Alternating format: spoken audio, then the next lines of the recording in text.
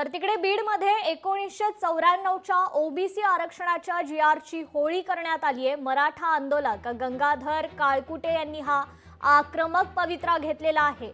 तर या आंदोलनाच्या पार्श्वभूमीवर बीड पोलिसांचा मोठा बंदोबस्त त्या ठिकाणी पाहायला मिळतोय। जोरदार घोषणाबाजी करत 1994च्या ओबीसी आरक्षणाच्या जीआरची ही होळी करण्यात आलेली आहे। मराठा आंदोलक गंगाधर काळकुटे यांनी हा आक्रमक पवित्रा घेतलाय। तर या आंदोलनाच्या पार्श्वभूमीवर बीड पोलिसांचा तगडा बंदोबस्त या ठिकाणी पाहायला मिळतोय।